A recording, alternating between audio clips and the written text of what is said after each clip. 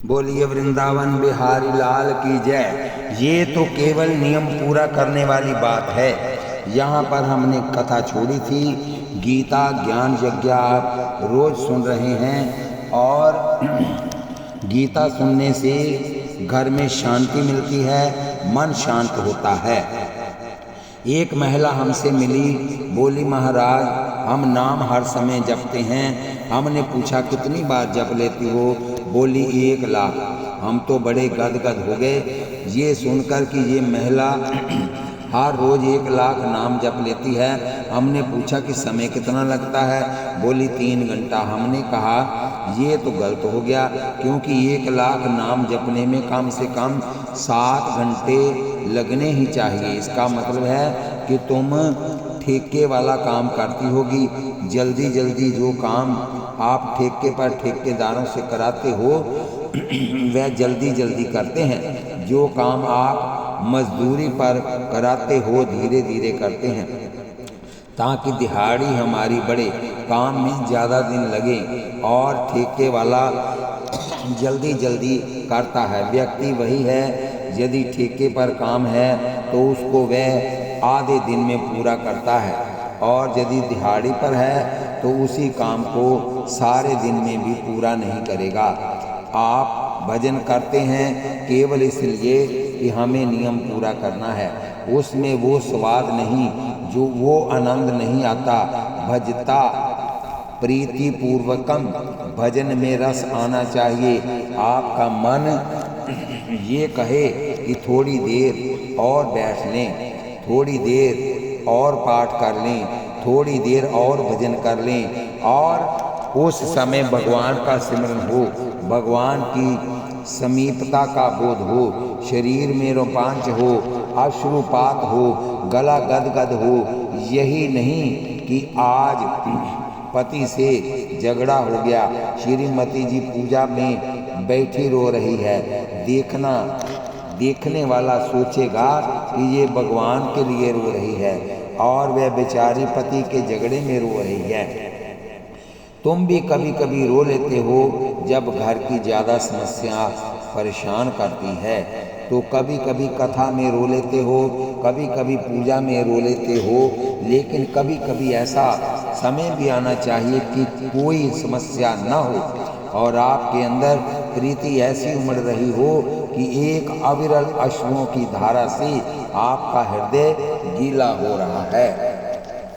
मन रामायण में भी भगवान राम ने कहा है, मम गुण गावत पुलक शरीरा, गद गद गिरा नैन बह नीरा, काम आदि मद दम बन जाके, तात निरंतर वसु में ताके। बचन कर्म मन मोरी गति, भजन करही निष्काम, तिनके हृदय कमल महूं, करहूं सदा विश्राम। मनसा वाचा कर्मणा, जो ईश्वर के प्रति समर्पित हो चुके हैं और निष्काम भजन करते हैं, भगवान कहते हैं मैं सदा उनके हृदय में निवास किया करता हूँ, वही मुझे विश्राम मिलता है। जिस हृदय में काम ना हो वहाँ राम को विश्राम मिलता है। भगवान कहते हैं सकाम भक्त के हृदय में जब मैं जाता हूँ तो भक्त कहता है मुझे ये चाहिए, मुझे ये चाहिए, मुझे वो चाहिए, मुझे विश्राम नहीं मिल पाता। मैं दौड़ दौड़ कर उसका काम ही करता रहता हूँ, पर निष्काम भगत की कोई कामना ही नहीं है। निष्काम भाव से मेरे प्रेम में डूबा पड़ा उसके हृदय में जब मैं देखता हूँ कि कोई कामना है ही नहीं, तो आराम से मैं लेटा करता हूँ, बैठा करता हूँ, वहाँ मुझे विश्राम मिलता है। ये दोनों काम के श्लोक हैं, हर श्लोक काम का है। इस पर थोड़ा विचार कर लें, फिर आगे चलते हैं। मैं उस व्यक्ति को बुद्धि योग देता हूँ जो निरंतर मेरा भजन पूजन और चिंतन किया करते हैं। बुद्धि योग क्या है? बोले ऐसी बुद्धि दे देता हूँ जिस बुद्धि में संसार का प्रवेश ही नहीं होता, केवल कृष्ण का ही प्रवेश होगा। अभी हमारी बुद्धि में संसार का प्रवेश है। हमारी बुद्धि ना चाहते हुए भी संसार का ही चिंतन करती है, चिंतन से हीन हो, स्मरणहीन हो सामान्य लोगों को तो मैं सामान्य बुद्धि देता हूँ। हमने गोविंदगढ़ में बच्चों को देखा, उन्होंने चुंबक को लोह की रस्सी में बांध रखा है। वह बच्चे आपस में बातें करते हुए जाते रहते हैं और लोहा जमीन पर घसीटते रहते हैं और सड़क पर जो लोहा है वह अपने आप चुंबक से चिपकता रहता है। और फिर एक जगह रुक कर चुंबक को उठाया और सारा लोहा उतार कर इकट्ठा कर लिया और फिर उस चुंबक को जमीन पर डाल दिया ताकि जहाँ भी लोहा चुंबक से छू जाए उससे चिपक जाए। वह चुंबक केवल लोहे को ही कैच करता है, सोना पड़ा हो चांदी पड़ी हो नहीं कैच करेगा। कीमती सोना चांदी है या लोहा, तो वह सोने को क्यों नहीं कैच करता? क्योंकि चुंबक तो बना ही लोहे का है। जो लोहे से बना ही है वह लोहे को ही कैच करेगा, भले ही सोना कीमती हो। हमारी आपकी बुद्धि बनी माया से है तो माया को ही पकड़ेगी, ईश्वर को कैसे पकड़ेगी? जिस दिन भगवान अपनी नई बुद्धि दे देंगे, स्पेशल VIP कोटा, उस दिन बुद्धि सिर्फ भगवान को ही पकड़ेगी। उस दिन संसार छूट जाएगा। सीता जी जब असली सीता है तब उन्हें अयोध्या के महल आकर्षित नहीं कर सके, जनक का खजाना आकर्षित नहीं कर सका और वह भगवान राम के साथ नग्न पद वन में चली गई। दिव्या से दिव्या पदार्थ दिखाई दिए लेकिन आकर्षण नहीं हुआ। किंतु जब भगवान ने कहा अब रावण का विनाश करना है, तुम आग में वास कर जाओ, मैं माया की सीता बना देता हूँ। तुम पावक महू करहु निवासा, जो लगी करो निशाचर नासा। जब ही राम सब कथा बखानी, प्रभु पद धरी किए अनल समानी। निज प्रतिबिंब राखी तह सीता, तैसे शील रूप सुविनीता।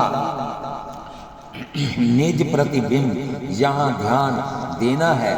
जब तक असली सीता रही तब तक ना तो जनकपुर की और उनका मन गया ना अवधपुर की ओर गया। यहाँ तक कि जब भगवान राम ने कहा कि यदि वन में जाना है तो सब कुछ दान कर दो, सब आभूषण जो पहन रखे हैं वह भी उतार कर दान कर दो। लेकिन जब माया की सीता बनी और रावण माया का मृग लेकर आया, माया की सीता और माया का मृग दोनों की एक जात हो गई ना।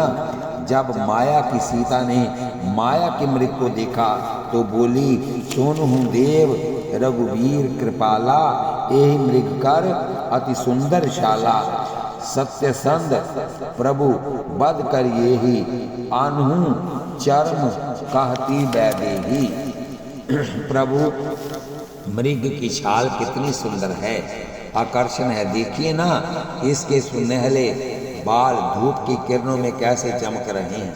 नाथ इसका संहार करके ले आइए ना, इस मृग चर्म से कुटिया की शोभा बढ़ेगी। भगवान राम मुस्कुराए। देखो, जब तक सीता असली थी तब तक अयोध्या के सोने के महलों में आकर्षण नहीं हुआ। जनकपुर के महल आकर्षित ना कर सके, लेकिन माया की सीता बनी तो माया मृग से आकर्षित हो गई। मन ललचा गया और कहती है कि मृग को मार कर ला दो। प्रभु उठकर चल पड़े। संकेत यही है कि भजन करते करते जब आपकी बुद्धि भगवानमय हो जाएगी, परमात्मा में हो जाएगी, तो वह परमात्मा को छोड़कर दूसरी वस्तु की अपेक्षा ही नहीं करेगी। और जब तक आपके द्वारा भजन नहीं हुआ तब तक आपकी बुद्धि यहाँ संसार को देखेगी, पाने को ललायत हो जाएगी। ये मुझे मिल जाए, वह मुझे मिल जाए, इसकी ऐसी कोठी है मेरी हो जाए, इसकी ऐसी कार है मेरी भी हो जाए। संसार का जो आप देखोगे बुद्धि आपकी वही मांगना प्रारंभ कर देगी। भगवान कहते हैं मैं बुद्धि योग देता हूँ, बुद्धि तो सबको देता हूँ। बुद्धि योग यानी निर्मल बुद्धि, जैसे 24 घंटे जल में डूबे रहने पर भी कमल के पत्ते पर जल का असर नहीं होता। बोलिए सद्गुरु दीनदयाल महाराज की जय।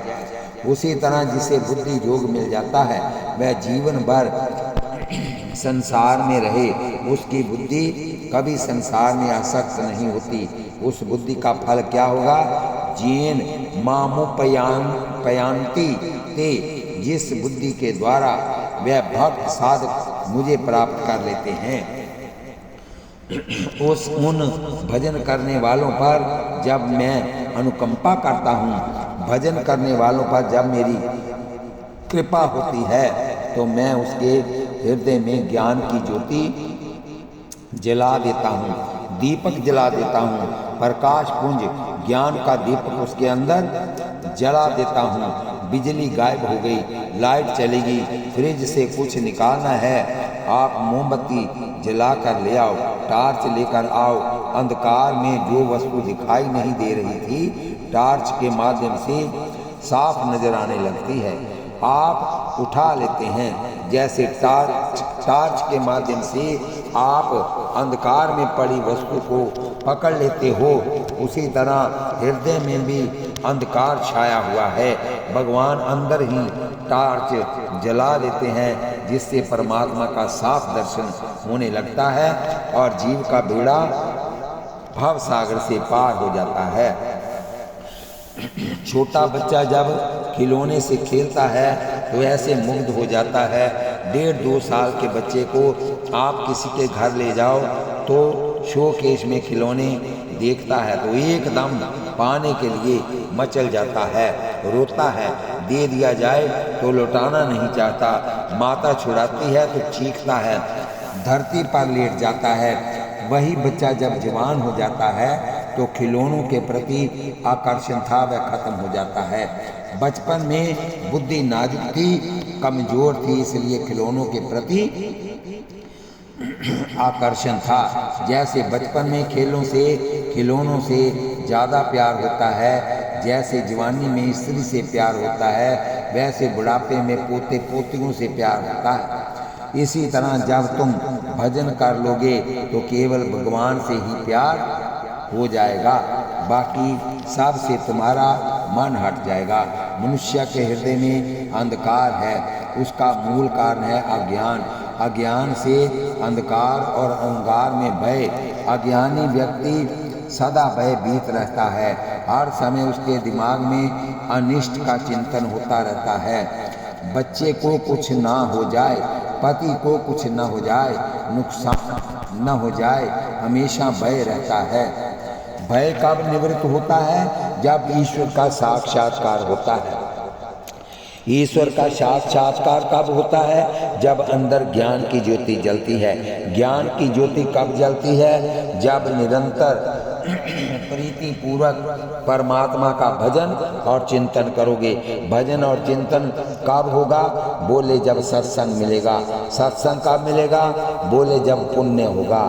पुण्य पुंज बिन मिल ही न संता, सत्संगति संस्कृति का अंता।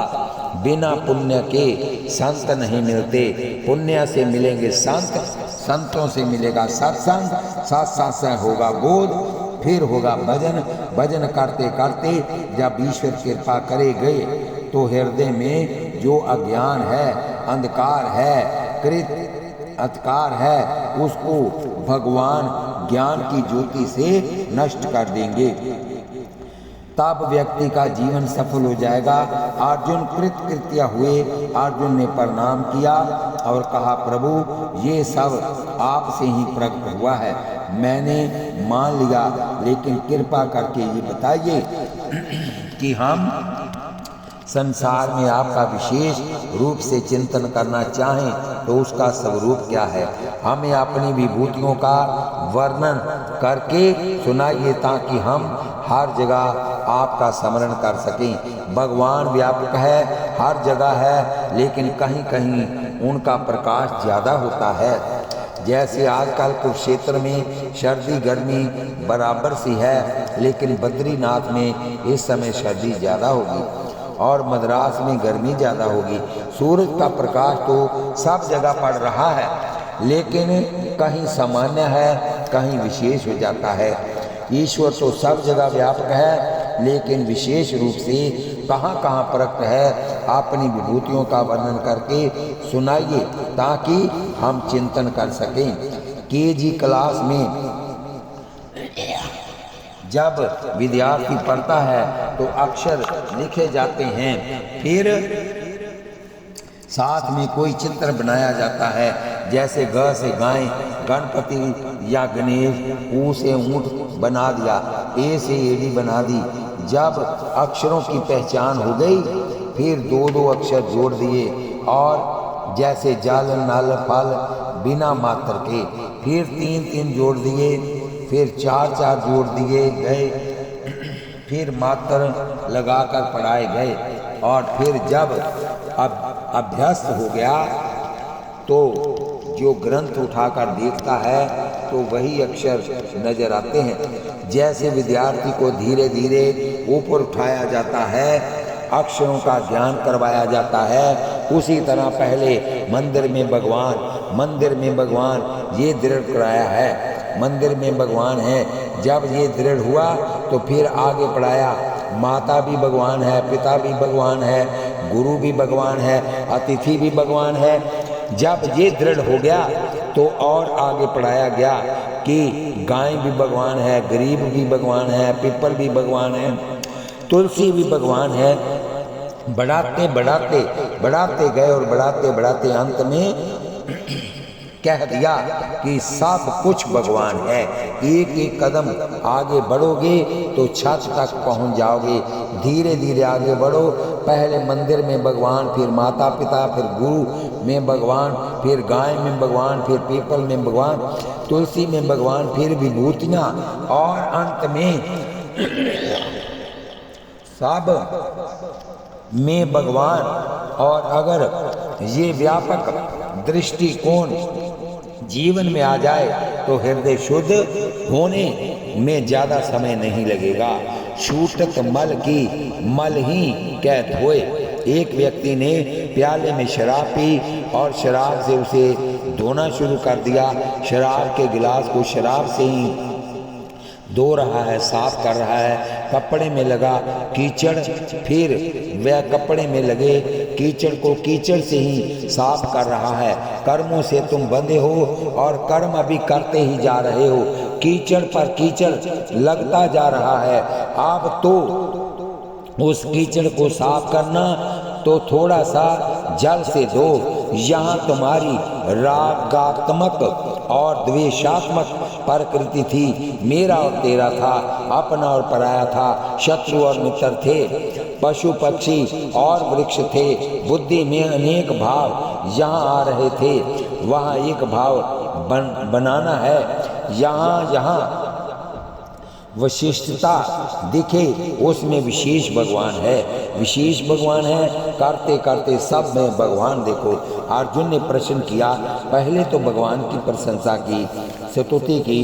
प्रभु आप परम ब्रह्म हो, परम धाम हो, परम पवित्र हो, आप शाश्वत हो, आदि पुरुष हो, व्यापक हो। सारे ऋषि महर्षि आपको ऐसा कहते हैं। असित, देवल और व्यास, इन सारे ऋषियों का भी एक ही मत है कि परमात्मा से ही जगत बना, सब कुछ परमात्मा है।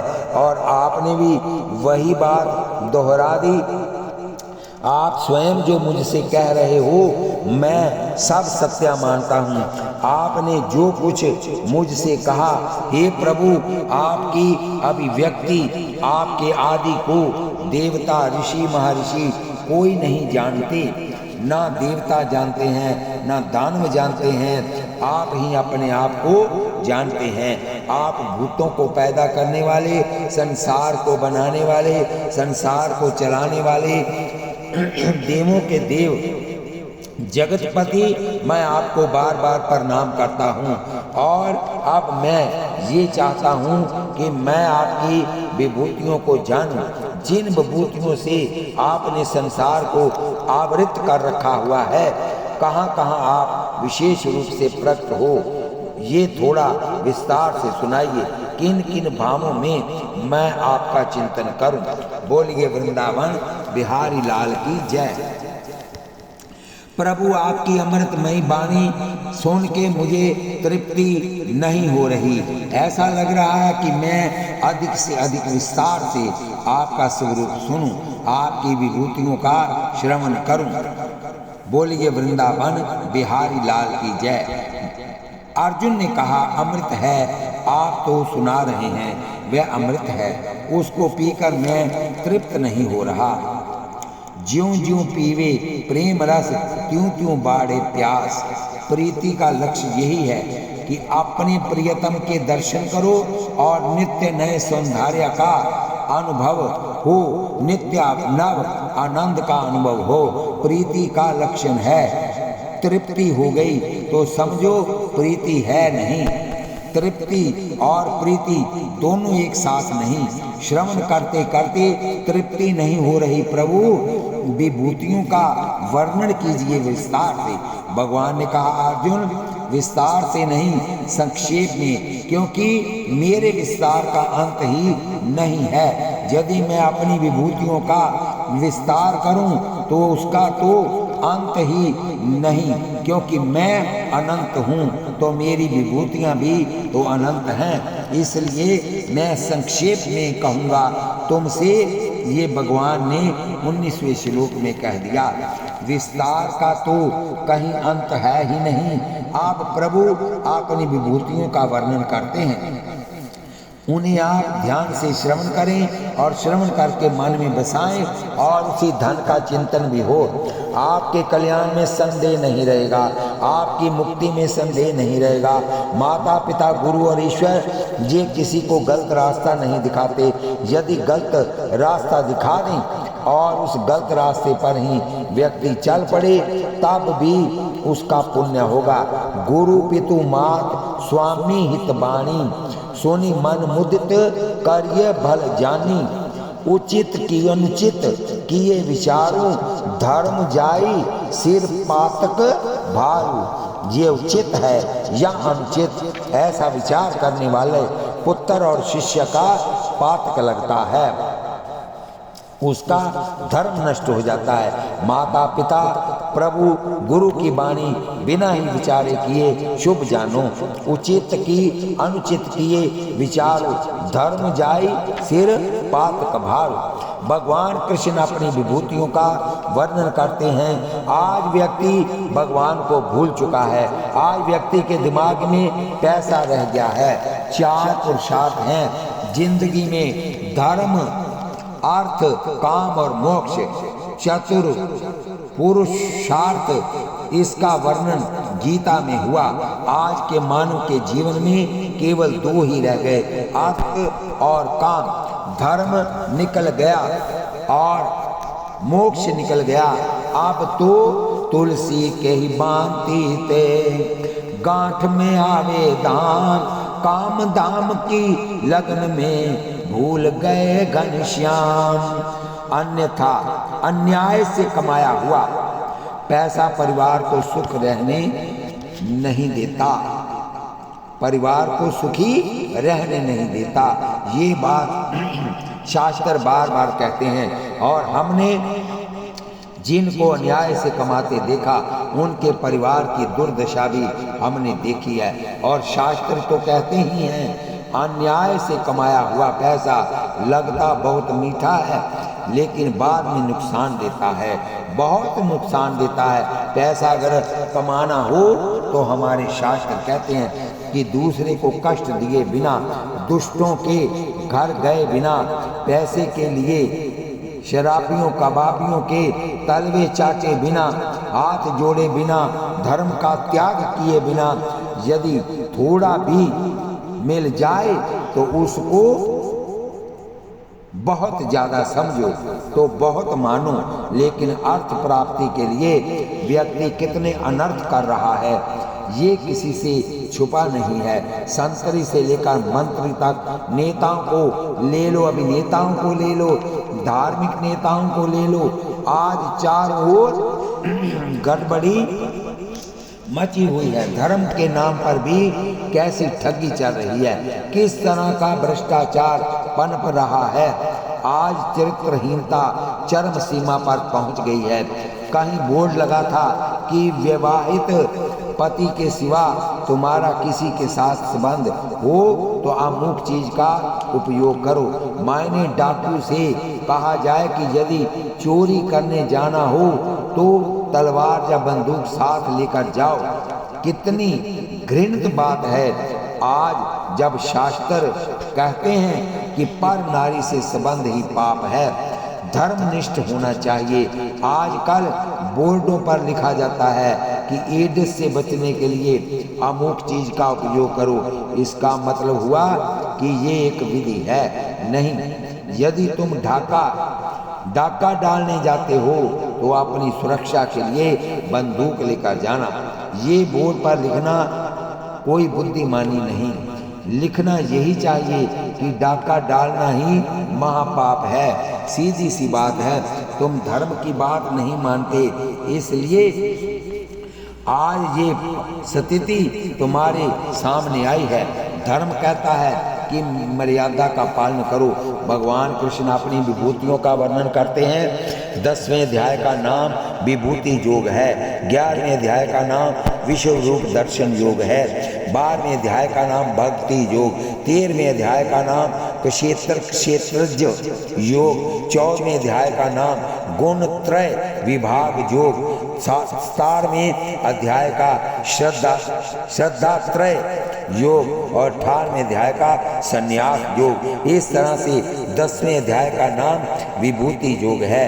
यूं तो परमात्मा व्यापक है, हर कण में है। जैसे मिश्री के हर कण में मिठास होती है, नमक के हर कण में खारापन होता है, इसी तरह संसार के हर कण में परमात्मा का निवास है। परमात्मा ही संसार बन के दिखाई दे रहा है। ये बात निर्मल बुद्धि होने पर ही समझ में आ जाती है। लेकिन इतना ना समझ पाओ तो कम से कम उनकी विभूतियों को तो समझ लो। भगवान प्रारंभ करते हैं, आप लोग ध्यान से सुने, आप लोग ध्यान से सुने। देखो पार्थ, मनुष्यों को जो आत्मा है वह मैं हूँ। मनुष्यों की जो आत्मा है वह मैं हूँ। आत्मा समस्त प्राणियों के हृदय में विद्यमान मैं हूँ। हम जिसको जीव मानते हैं ईश्वर से अलग मानते हैं। भगवान कहते हैं वो अलग नहीं है। जीव और ब्रह्मा दोनों एक है। अहम आत्मा मैं ही सबकी आत्मा हूँ। जैसे मंदिर में पत्थर की प्रतिमा रखी गई, प्राण प्रतिष्ठा की गई और आपने मान लियो कि ये भगवान है और मूर्ति देखते ही भगवान याद आ जाते हैं। इसी तरह यदि आप अपनी आत्मा में ही प्राण प्रतिष्ठा कर लो और ऐसा मान लो कि आत्मा और परमात्मा दोनों एक ही हैं, आप संसार को तो भूल सकते हैं लेकिन अपने आप को कभी नहीं भूल सकते। और अपने आप में यदि भगवत भाव जाग जाए तो निरंतर आपके द्वारा परमात्मा का चिंतन हो सकता है। तो ठीक है, तो कठिन पर है बहुत उपयोगी। सभी प्राणियों की आत्मा ईश्वर है। फिर मुर्गा कैसे काटोगे, उसके अंदर भी तो ईश्वर है। कण कण में ईश्वर है, सबकी आत्मा ईश्वर है। बोलिए वृंदावन बिहारी लाल की जय। 2 शिष्य किसी गुरु के पास पहुंचे, बोले गुरुदेव हमें दीक्षा दीजिए। उन्होंने कहा जल्दी नहीं है, तुम शिष्य बनना चाहते हो तो पहले हम तुम्हारी परीक्षा लेंगे। हम जो उपदेश दें उसका पालन करना होगा। उन्होंने कहा, आप तो जो संदेश आदेश दें हम उसका पालन करेंगे, आप जो कहेंगे हम मानेंगे। गुरुजी ने दोनों के हाथ में एक एक कबूतर पकड़ा दिया और कहा, ऐसी जगह जाओ जहाँ कोई तुम्हें देखता ना हो और कबूतर की गर्दन मरोड़ कर ले आओ, तब तुम्हें दीक्षा देंगे। एक शिष्य उठा और कुटिया के पीछे गया, इधर उधर देखा, कोई नहीं दिखा, कबूतर की गर्दन मरोड़ दी, उसे मार कर ले आया और बोला, गुरुदेव मैंने वहां जाकर इसकी गर्दन मरोड़ी,